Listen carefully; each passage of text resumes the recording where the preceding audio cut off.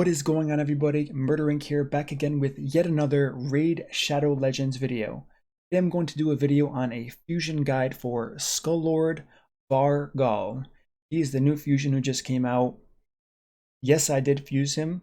It's actually funny. On stream, people used to ask me, why do you have so many one certain type of champion? Specifically Drake. Why do you have 4 Drakes? He's not Draco. What are you holding on to them for? Who's laughing now, my friends?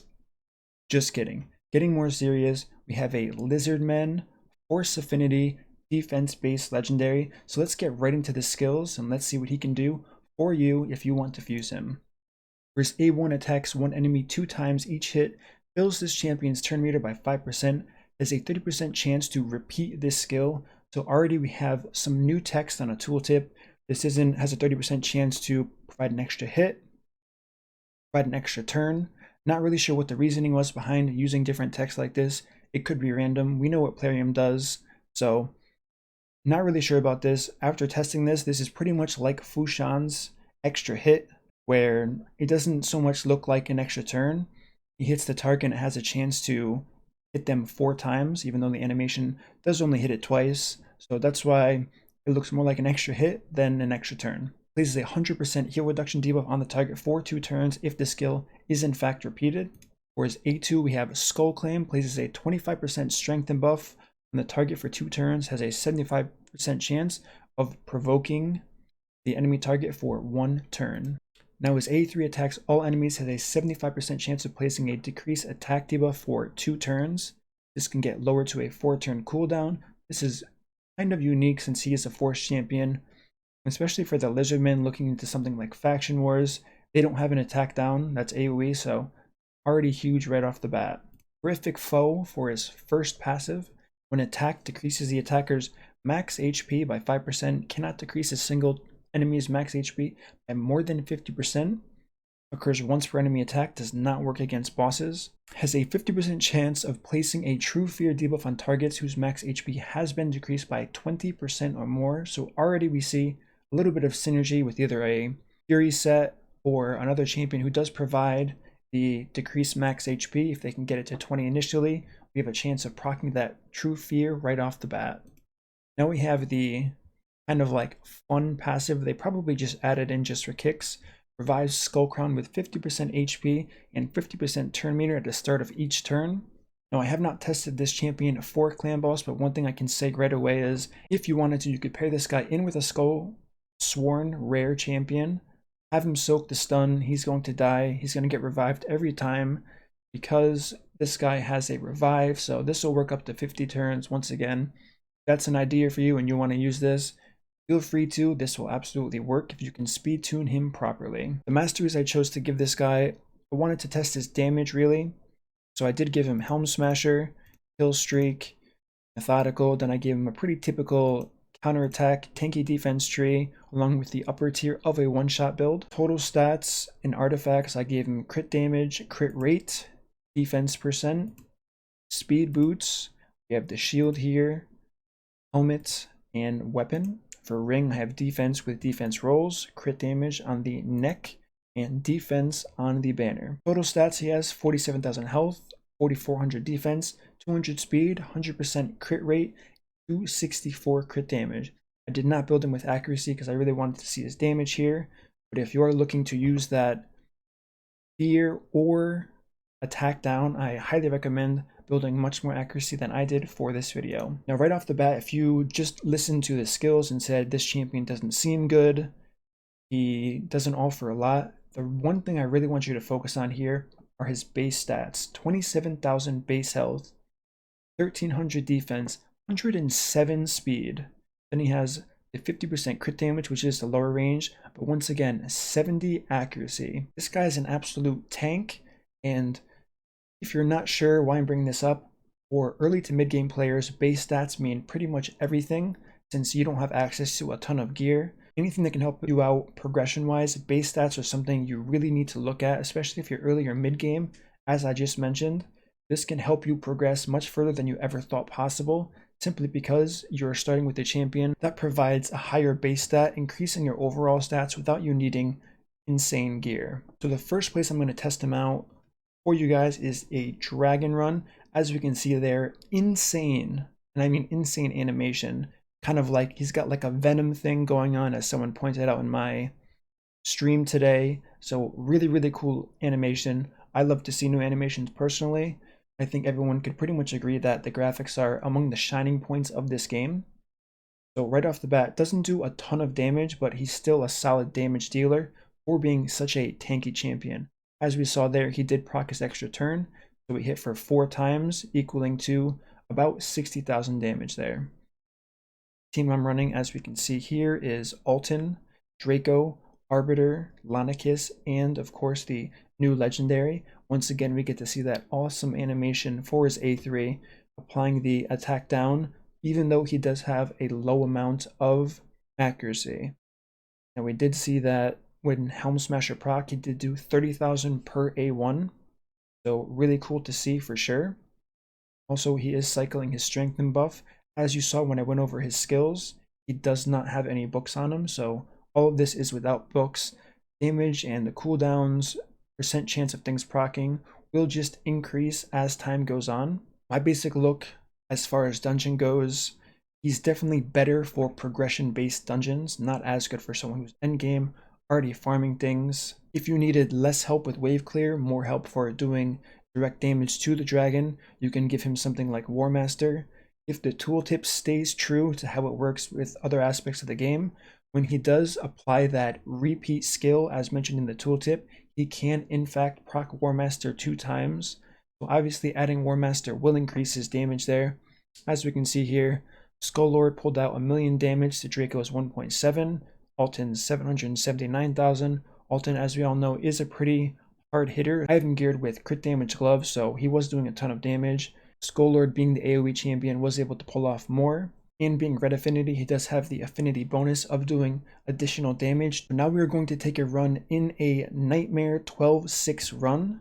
As we can see, I'm using Skull with Mashald here. So pretty much I have a damage dealing defense support type champion, as well as an attack based support type champion. So he can absolutely be an asset to your team. If you are looking to make some progress in progression through the Nightmare campaign, this guy can be absolutely great for you. I streamed this for about 2.5 hours, and I still can't believe how cool his A3 animation is. I know I'll probably say it 100 times. As we can see here, there's pretty much good consistency. We do have the leech buff coming out from Mashald, and as we know, it was buffed. So here we pulled off a 53-second 12-3 run. It was a 3-star run. You definitely don't need gear as good as the gear I'm using for both of these champions to make this possible. The run will be slower, as you can imagine, but their health didn't really move much. There really wasn't a lot of RNG involved there. Some of the targets did get their attacks off, even through the fear, as well as weak hits happening from Mashald. So if you want to use Skull Lord Var-Gall as a progression type champion for Nightmare campaign, he is absolutely an option for you, even without books. Another thing to look at is how well does the Skull Lord do inside of Arena. So we're going to toss this on auto. The team I'm running with him currently is a Valk, obviously Skull Lord himself, who just did a ton of damage, Foreman, Leader, and Raglan. So I feel like he is definitely going to work well in a team that is tanky, doesn't have to go first, offers some resistance, offers high tankiness, and pretty much like a slow burn team that slowly does damage. We do have that extra boost from the A3 of Skull Lord to really push what your team can do, so I really like that. On top of the frequent strengthen and provoke buff he can offer. As mentioned before, I don't have a ton of accuracy on Skull Lord now, so the provoke isn't really viable for what I'm trying to showcase to you right now. However, if you did want to build accuracy, you can pretty much choose a target to taunt someone who could be very detrimental and dangerous to your team and CC them easily. So my thoughts on the champion, quickly stepping aside from the champion, talking more about the fusion. Most efficient way to farm the rares, the Skullsworn, to make this fusion possible would be to farm the Brutal campaign. There is a slightly higher percentage chance of you getting the mob you need based on the loot table, so that is something to absolutely keep in mind. I cannot comment for sure if Nightmare is even higher. I know the jump in energy is very high to Nightmare, so it probably isn't as efficient to farm Nightmare, but from what I've seen so far, farming stage 3 in the sewers to get the Skullsworn would be the most ideal place to farm since it yields the most silver for you, and it does have the highest drop rate out of the other difficulties. So if you were going to do that, I would definitely suggest going that route. This champion, being red affinity, does have the opportunity to be a fantastic spider tank for progression. He's constantly putting up his strength and buff, which as we know is huge. If he does get a chance to counterattack, he increases his turn meter, has a chance to 4-hit the enemy, increasing it for a total of 20% on just one counterattack for one spiderling.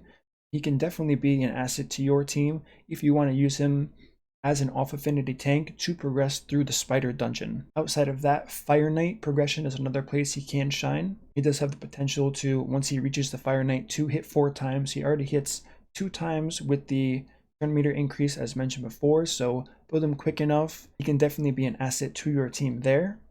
Now, my final thoughts on this champion and what you should consider if you are deciding whether or not to fuse him. What I've been telling people from my testing period is, if you are early to mid game or extremely end game, this is a good champion for you to pursue and it can absolutely help you.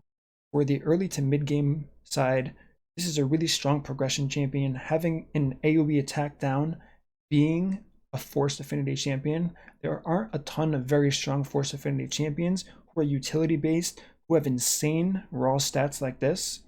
Even without books, as I've shown you here, he can definitely be extremely tanky and help you progress. As for extremely endgame players, this is kind of like a to be determined part. Usually if you're very endgame, you're always looking to expand your champion roster, and I feel like there's a lot of very interesting things you can do with this champion in Platinum tier, especially in Faction Wars. He is definitely vital to push those end stages of Faction Wars, give you an easier time. And they did just decrease the difficulty of them, so adding an attack down should really be the icing on the cake, helping you progress all the way to level 21. The reason I don't recommend this for an endgame player, if they were deciding on whether or not to go for this fusion, is, for one, this is not going to speed up your runs. This is definitely not a speed running champion. Most people who are endgame are already 2 key to 3 key Ultra Nightmare. They already have all the dungeons in under a minute and a half. So if that does apply to you, this is definitely a champion you can skip if you aren't interested in using him for Faction Wars. But outside of that, overall, I think he's a good legendary. I definitely plan on using him. As mentioned, his animations are completely awesome. If you did want to go the tanky route on building him, I would not use the Masteries I have on him now.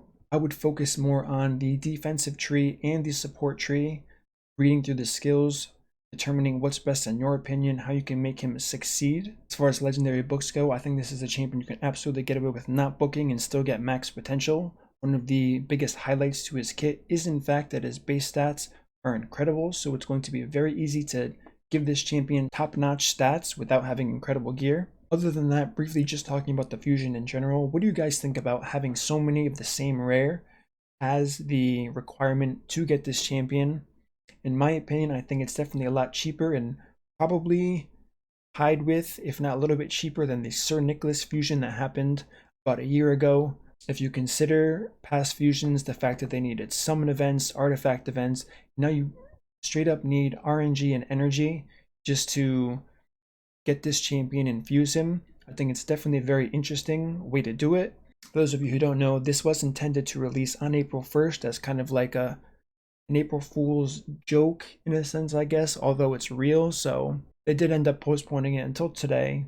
Let me know what you guys think about this champion. Are you going to fuse him? If you want to see more live action from him, definitely check out my stream. I have all the VODs up. You can definitely see my 2.5 hours of coming up with where I can use this champion best for you guys and for this video. As always, thanks a ton for watching and for all the support. If you like content like this and enjoy my content, I've met a ton of new people lately. Make sure you subscribe and hit that notification bell and turn that on so you don't miss out on any of my future content. I look forward to the next video. One thing I didn't test out for this champion is him in Clan Boss. I don't think he has really good synergy in a Clan Boss environment. He does have potential in some type of speed team, since he's constantly putting up the strength and buff on himself and can put that attack down. Even for early game players, you can definitely use him in Clan Boss. Attack down is rather hard to get right off the bat, so if you want to fuse this guy, use him for an attack down. He will definitely extend your damage further. Other than that, it's been fun as always making these videos for you guys. I hope you enjoy them, and until next time, peace out.